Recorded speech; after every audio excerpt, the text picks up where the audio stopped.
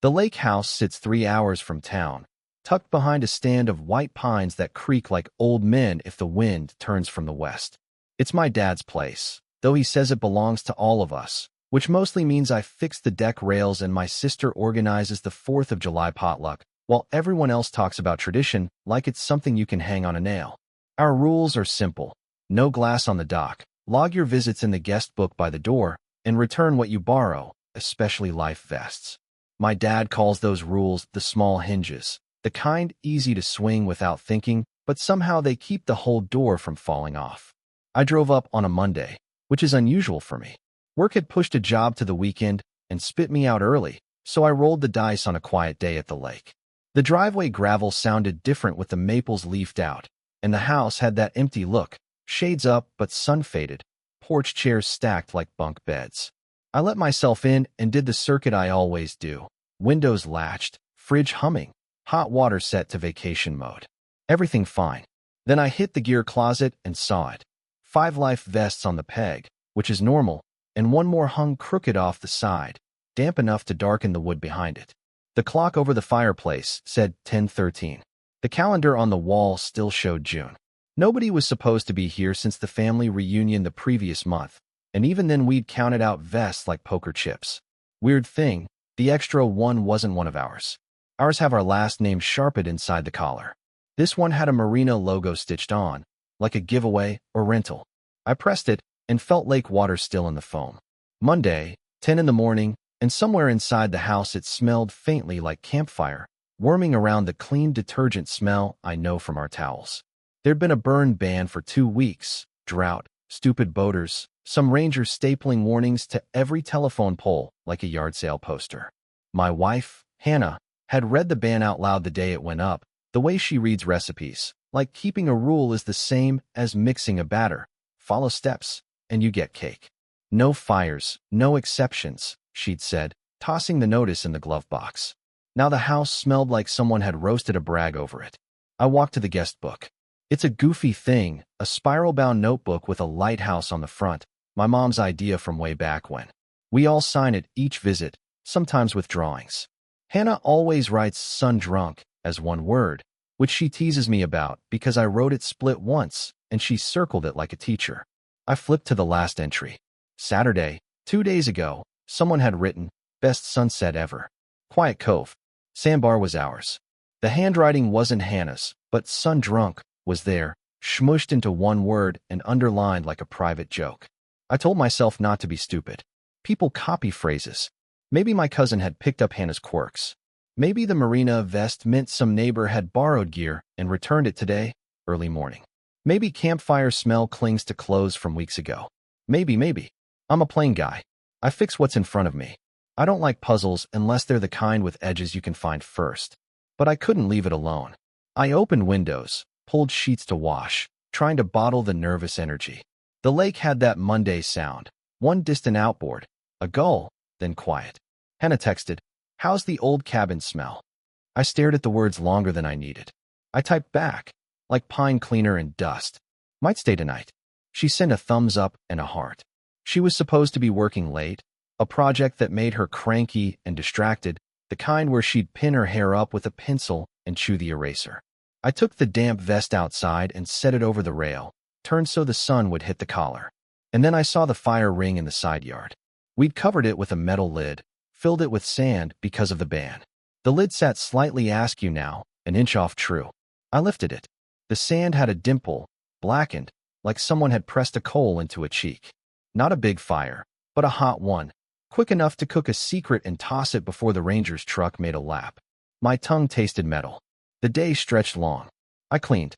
I swam, thinking the cold might iron out the wrinkle in my mind. But the lake felt like it was keeping quiet on purpose. By evening I convinced myself it could all be nothing, just noise around a steady thing.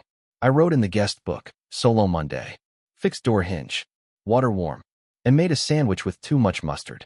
When I lay down, my nose still found smoke in the pillowcase. I didn't say anything when I got back home Tuesday. I watched Hannah cook eggs with her left hand on her hip, the way she always does. Her hair smelled like that same little sermon of campfire, and when I kissed her neck in thanks, she leaned away, laughing that the pan was spitting. Burn ban still on, I said. Up at the lake. Oh, she said. I thought they lifted it. Not yet. She stirred eggs like stirring could put a thought back where it belonged. Well, good thing we're rule followers, she said lightly, and changed the subject to whether my sister would bring her famous dill pickles to Labor Day. I let the moment float away, watched it bump against the ceiling like a stray balloon. I told myself to stop. But once a hinge squeaks, you hear it every time the door moves. And the door had started moving. My dad taught me how to check an engine by listening with a screwdriver. Handle to your ear, tip against the block. The vibrations tell the truth even when the gauges don't. That week I felt like I had a screwdriver pressed to my own ribs. Every ordinary sound came through louder, meaner. Hannah laughed at a podcast, and I heard a shelf shifting.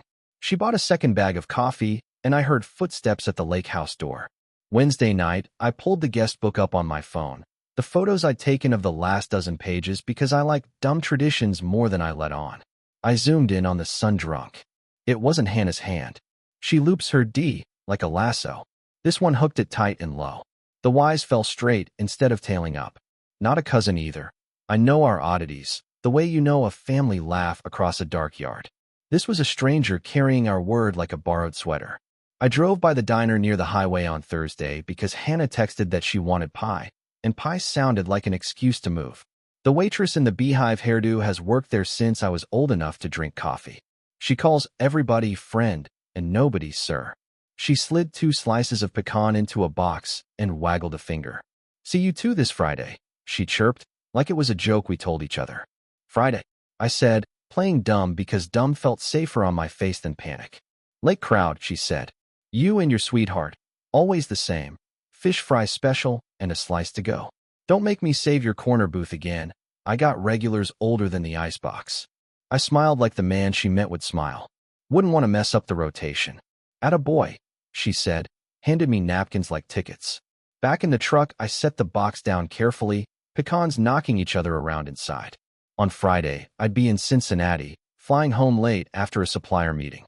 I pictured our corner booth and felt a ghost sit there, wearing my grin, reaching across the formica to hold Hannah's hand. I didn't want to imagine the rest. It wasn't the rest I was afraid of. It was the ease. When I got home, I told Hannah I'd be gone overnight. She said she might go up to the cabin for a quick check on the plumbing because the last cold snap had been hard on the pipes. Just up and back, she said, already tying her hair up. I'll text you when I get there. Friday came. Cincinnati was gray and loud and full of suits talking about tolerances like they were poetry. I thought about a marina logo and a crooked lid.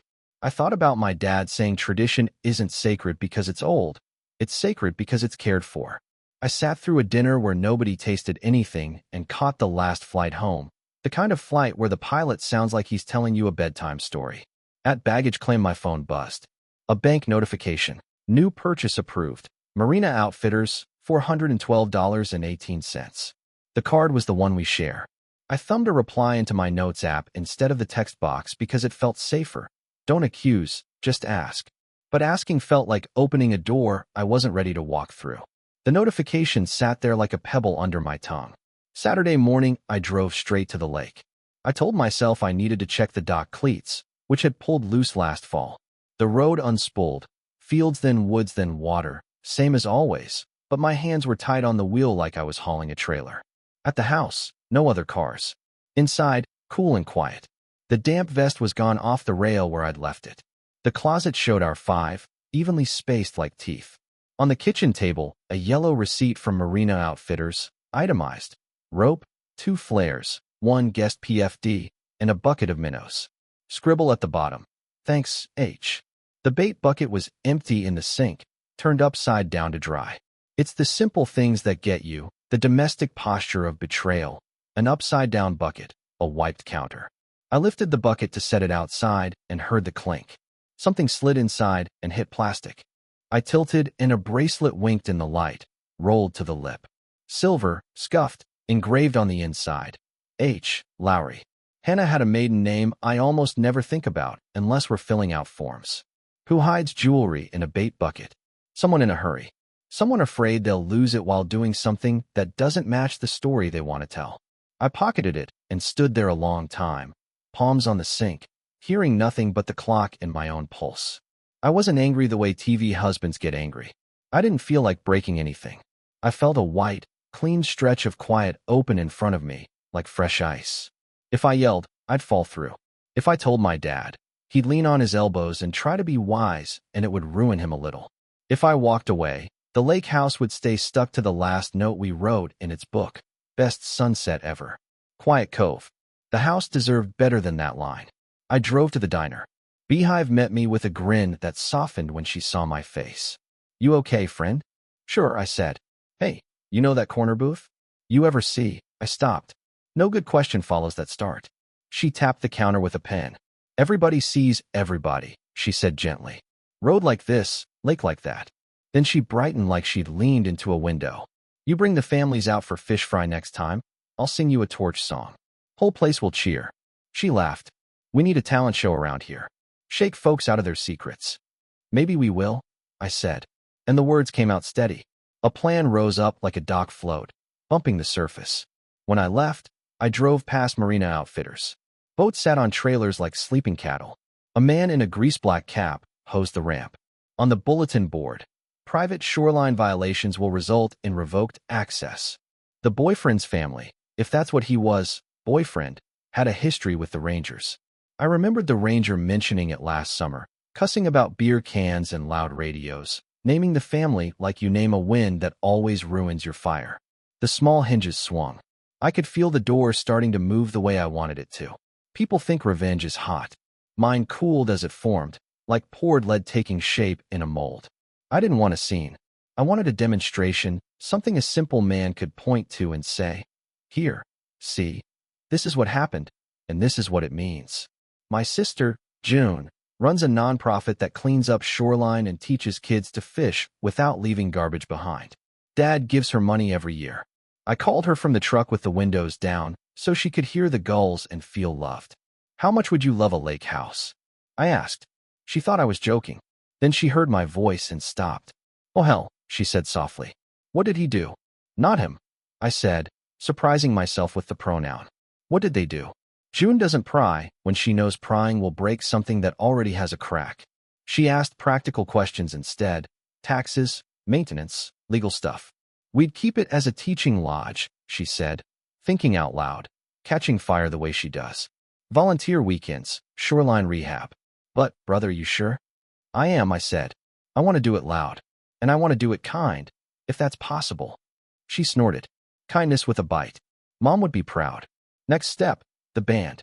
My cousin Eli plays rhythm guitar in a group that does weddings and bar nights. They're good enough to get hired and small enough to not be precious. I called him, asked if he could do a sunset set on short notice. For Dad? He said, because everything we do at the lake gets filed under Dad, even when he's not there. For the families, I said. A vow renewal for Hannah and me. I want you to play something special. You getting sappy on me?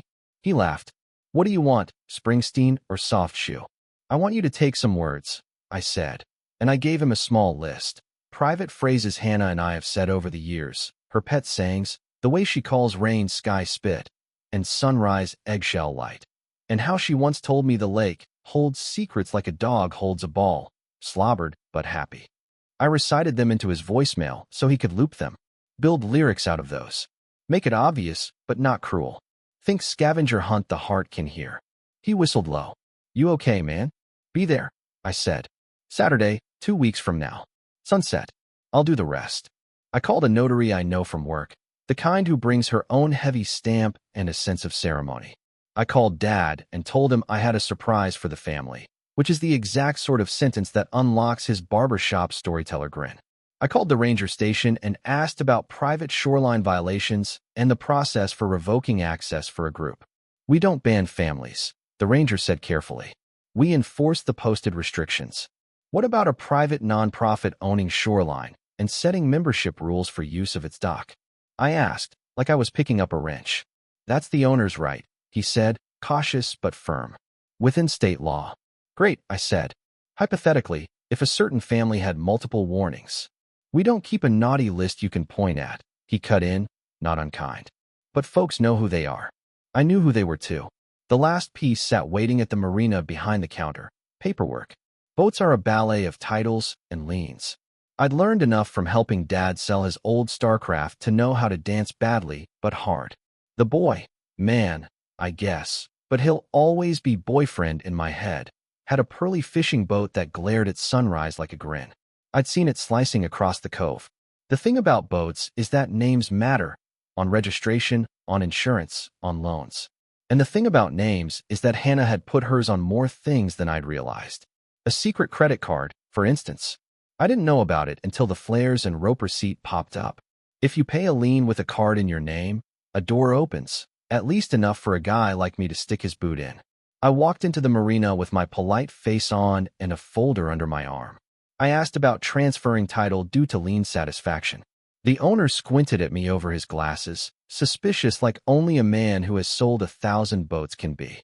I showed him what I had. The bank's letter about the lien paid in full. My sister's lawyer friend drafted the request. The payment trace going back to a card with Hannah's name. A note, careful as a surgeon, stating that the lien holder, via the payer, had an interest in correct titling per the satisfaction. It wasn't fraud, it was pressure applied right. He called the bank, called the state office, called his guy. I stood and nodded and made sounds like a man waiting on a haircut. By evening, I had what I needed, a clear path to post a for sale that would stick once the owner, and boy, came in to argue. The marina man shrugged. Paper's paper, he said. If she paid it, she can raise a stink. You sure you want to wrangle this, friend? I don't want to wrangle anything, I said. I just want to tidy up. He grunted, which is marina for blessing. At home, Hannah hummed while she folded laundry. Her bracelet, Lowry, was not on her wrist. Her hair smelled like the lemon shampoo she uses when she wants to smell like a fresh start. She said, we should do something special at the lake before summer dies. I said, let's renew our vows. Nothing big, just family. She went very still and then smiled like a curtain opening. Yes, she said softly. Yes, that would be nice. 2 weeks isn't long when you're building a stage and a trap at the same time. I made a list, string lights, borrowed tables, fryers, oil, cornmeal, a banner that said vow renewal in big letters. I called the diner and ordered pies. Beehive said, talent show? I said, you read my mind. She said, I'll warm up my torch song. I slept light, but when I did sleep, I dreamed of hinges that didn't squeak anymore and doors that closed clean. Invitations went out by text, which is how tradition travels now. Sunset vow renewal. I wrote, fish fry and family talent show. Bring lawn chairs and your best. Dad responded with 6 clapping hands. June sent 3 fish emojis and a tool belt, which I took as a promise to show up early and fix anything that looked like it might wobble. My cousin Eli sent a thumbs up and then a set list that looked like a treasure map. Hannah texted her parents and mine in a group, and I watched the bubbles and felt a weird warmth for her. Still my wife. Still the person who knows where the extra napkins live. I bought fish from the Mennonite guys who sell out of coolers by the feed store, walleye and perch, clean filleted and honest. I borrowed 2 big fryers from the VFW and a folding stage from the church that always says yes when you ask nice. I strung lights across the yard and tested the generator. I set a cardboard box by the porch steps and wrote lost and found across it in block letters. For a week, my hands were busy enough that my head didn't have to shout. Hannah moved through the prep like she'd been waiting to be given a job that matched her energy. She made a playlist for the early evening. Sam Cooke, Old Motown. A few of our songs from college that made me feel young and stupid and clean. She cleaned the guestbook table and set out new pens. She swept the dock until it looked like the front porch of a polite idea. At night, she curled into me and asked what words we wanted to say in front of everyone. I told her we'd wing it. That's not like me, but writing vows felt like measuring the shape of a wound. Saturday came hot and blue. The lake wore every boat it could shoulder. Around 3, the first cars bumped up the drive. Dad arrived in his good hat, kissed my cheek, and said, you look like you're about to pull a rabbit out of a boot. June backed in with her SUV full of kids and volunteers, unloading coolers and a roll of posters with the nonprofit logo. We're just here to eat and clap, she told Hannah, who hugged her a shade too long. Eli's band set up on the temporary stage, cheap rugs underfoot to pretend we had acoustics. They sound-checked and waved to my aunt who always requests Sweet Caroline, even though none of us like it. The Ranger truck rolled by slow on the road, like an uncle. He waved. I waved back. My stomach was calm. My hands remembered what was next without asking my brain. At 5, Beehive arrived from the diner in a polka-dot dress, carrying pies like holy offerings. "You ready to sing, friend?" she asked. "Always," I said, though I wasn't the one with a microphone. Hannah's parents brought a cooler labeled lemonade in quotes. My dad brought out the guest book and made a small speech about tradition that made everybody laugh and then swallow hard. The sun started to drop behind the pines, and the lake took a breath and smoothed out like it was putting on a shirt without wrinkles. They came at 6:30, right on cue, as if someone had sent them a schedule. The boyfriend and his family. Boat people have a walk, and they had it, world-owning and shoulder-loose. His hat was on backwards, the same hat I'd seen a dozen times across the cove. He waved casually at no one in particular and touched the small of Hannah's back like he was brushing against a screen door on accident. The gesture was tiny and oddly grand. My chest felt like a hallway. Hannah's smile went strange for a second and then smoothed. She squeezed my hand, overdid it there too. "You okay?" I asked, and I meant it. I didn't want her to drown standing up. "Of course," she said too quickly. Eli launched the first song, a breezy thing that made people lean back in their lawn chairs. I took the mic after and thanked everyone. Did my simple man patter about being lucky and wanting to say out loud what we say in the kitchen. Folks laughed where they were supposed to. I said we do vows at sunset so we could squint into the future. Dad loved that line. I backed off the stage and went to the fryer. Fish isn't complicated. Hot oil, dusted fillets, don't crowd the basket. A dozen small chores lined up like ducks. I focused on the color deepening in the oil and the first crisp lift when the batter sets. The talent show started around 7. My niece did a magic trick with a scarf that became a stuffed walleye. Beehive sang something old and smoky that made two uncles stop their argument and look at their shoes. Eli slid into a song that stitched one of Hannah's old phrases, "eggshell light," into the chorus, and I watched her freeze and then pretend she hadn't, smile turning brittle. When the basket was full, I handed it off. June's people ran plates like a restaurant. The boyfriend stood by the guest book table, talking with Hannah. They looked like actors who had learned each other's lines. I set the next basket and waited. The sun moved down like it always does, indifferent and holy. I felt the plan humming under everything, ready the way a dock is ready to take a foot. At 8, orange light fell across the yard like a blessing you don't deserve, but get anyway. I took the mic again. "Before we say vows," I said, "let's do some housekeeping. Tradition matters here, and so does returning what you borrow." I nodded to June, who lifted the cardboard box labeled Lost and Found and set it center stage. People clapped like it was a joke. "Turns out," I said, "this old place collects things. We keep them safe until the owner's ready to claim them." I reached into the box and pulled out the first item, Hannah's bracelet. H. Lowry glinting like a quiet memory. A ripple moved through the yard. Hannah's hands were at her sides, palms open. "One bracelet," I said. "Found in a bait bucket. Odd place for jewelry." I set it on the table. Next, the hat. His hat. The backward one, sweatband worn to the shape of his life. "A hat," I said, "left behind on a Monday. Damp." I set it beside the bracelet. Nobody breathed loud. The band stood very still. "And finally," I said, "a motel key fob. Route 19. Room 6. I held it up. The Beehive waitress made a small sound in her throat like a turned page. The boyfriend's mother muttered the Lord's name differently than church. I put the fob on the table with the other small sunken ships. I didn't look at Hannah.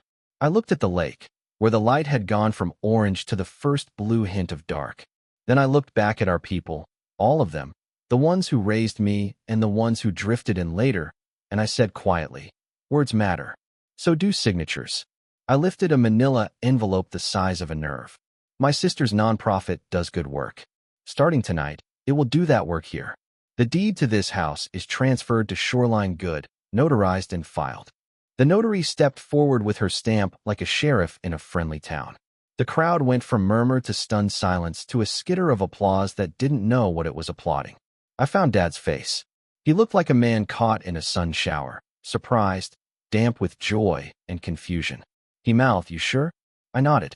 June put a hand over her mouth and then dropped it and squared her shoulders, ready to own what I'd given her. "And," I said, "in keeping with Shoreline Good's mission and rules, access to the dock and shoreline is reserved for members in good standing. Violations get you uninvited. I didn't name the boyfriend's family. I didn't have to. The ranger truck parked on the road like punctuation. Now, I finished, voice steady. Let's eat. The quiet after the lost and found bit had a texture, like when a storm passes and you can feel the air reassembling itself. Folks shifted in their chairs, clinked forks, looked at Hannah, and then at me, and then at the horizon as if the sky might offer an instruction sheet. I set the mic down, walked to the fryer, and pulled a basket like nothing had cracked. That's the trick, I think. You keep moving the small parts, and the big parts reveal themselves. Hannah came to me. She moved slowly, and I could see her choosing each step. Can we talk? She asked, voice threaded thin. We are, I said, and handed a plate to a kid who'd been waiting politely. Right now? In front of everyone. That's not fair, she whispered. Not like this. It wasn't fair in the diner either, I said, soft so it wouldn't carry. Or at the marina. Or in this yard when you told me about the burn ban, like we were both standing under the same rule. Her mouth trembled and then flattened. It isn't what you think. Then tell me what it is, I said. Use the words you signed in the guest book with someone else's hand. She flinched. It wasn't. She stopped, looked toward the stage where Eli's guitar hummed gently, like a heartbeat kept in time by habit. I got lost, she said finally. That's it. I got lost in a story that wasn't ours. The boyfriend came then, hatless, skull pink where the brim usually shaded him. He spoke like a man stepping onto a moving boat. Hey man, he began, and I held up a hand. Don't, I said. You don't talk to me here. His jaw moved slow, chewing something he couldn't swallow. He looked around and saw the ranger on the road and my dad with his arms folded and June with her volunteer army, fitting themselves into a shape that said no. He took one step back, and then another, like the tide had him by the ankle. Eli, bless him, slid into the song with the private phrases again, except this time he layered them, built them into a chorus that sounded like an echo inside a tunnel. Folks realized it, and a soft moan moved through the crowd, sympathy or discomfort or both. Beehive, God love her, burst into You Don't Own Me, softly like a lullaby, and people laughed, which lets air back in when the tent threatens to collapse. I lifted the mic once more because there was one last hinge to swing. One more housekeeping note, I said, smile small and sincere. There's a boat you might have seen cutting across this cove all summer. She's pretty. She's fast. She's not ours. I let that sit. As of Thursday, she's for sale. Title is clean. The lien is satisfied. Paid with a card that carries my wife's name. Paper's paper. I held up a second envelope, lighter than the deed, but heavier in a different way. If you want to make an offer, see the nice man at Marina Outfitters. He has instructions. The boyfriend made a noise like a deck board under too much weight. That's not legal, he said, loud enough for his voice to ride the last note of the chorus. Then you'll be fine, I said gently. Go correct it. He looked at Hannah then, and what I felt wasn't triumph. It was a cold, thin pity. She opened her mouth to say something that might have been apology or explanation, but it came out a sound like a gull. She closed it and looked at the bracelet on the table. She didn't touch it. I turned back to the fryer. Fish keeps its own time. Folks started eating again because hot food is a kind of relief no matter who you are. Dad walked up and put his hand on my shoulder. He didn't squeeze. He just let it sit there. You did it clean, he murmured. Maybe not kind, but clean. I tried, I said. You gave the house to something bigger than us, he said, watching June direct kids to the recycling bins like a foreman. Your mother would have liked that. When the sun finally fell, the lake took on that pearly afterglow we call blue hour, even though it's more like 10 minutes. I set the baskets to drain and looked for Hannah. She stood by the pines, hands in her dress pockets, looking at the water like it could take her back to some earlier point in time if she stared hard enough. I walked over. We stood without touching. The vow renewal, she said. Was there ever going to be words? There were, I said. They just changed their clothes. She nodded. I deserve worse, she said. I'm not here to grade you, I said. I'm here to tell the truth with handles on it. I pointed at the lights, the band, the fryers, the stamped paper. These are the handles. I opened that card because I wanted to feel like I could start over, she said. I didn't realize I was building something I couldn't carry. I found the bracelet in a bucket, I said. A bait bucket, Hannah. I know, she said. I know what that sounds like. The band switched to a slow song that didn't ask anyone to dance. Folks started folding chairs, that gentle, merciful noise. The ranger tipped his hat and drove off. The boyfriend and his family were gone, their absence so neat it looked like a trick. Beehive packed her pies and kissed my cheek and told me to come by tomorrow for coffee on the house, friend. I believed her. Hannah finally picked up the bracelet. She turned it in her fingers and slid it into her pocket. I'll get my things, she said. There's no rush, I said. It's a long drive in the dark. Stay? Take the couch. In the morning, we'll figure out who sleeps where next. She looked grateful and crushed at the same time. Okay, she said. Thank you. I watched her go inside and felt the whole night exhale. Morning comes early at the lake. The fishermen sound like the world's alarm clock. I woke on a deck chair with a towel over me and my sister's poster leaning against my knee. The yard looked like a fair had blown through, a confetti of napkins, a stray fork in the grass, a soft shoe print near the stage where someone who didn't want to be seen had stood and watched. Eli slept in his truck with the window down, snoring like a soft engine. Hannah had made coffee. She sat at the table in a sweatshirt with the sleeves pushed up, hair messy, eyes rimmed with the red that follows a long night of not enough truth. We didn't hug. We didn't perform kindness like we were being graded. We just sat. I emailed the marina man, she said. Told him I wouldn't contest. The card, that was me. I didn't think you'd ever know. I always end up knowing, I said. Not fast, but I get there. She nodded. I called my parents, she said. I told them we're paused. Paused is good for machines, I said gently. People either mend or they move. She smiled without showing teeth. You're a simple man, she said, and for the first time the words didn't sound like a jab. Simple like level. You find straight in a tilted room. I'm not a saint, I said. I staged a talent show to teach a lesson. You told the truth where everyone could hear it, she said. Sometimes that's the only way people believe it.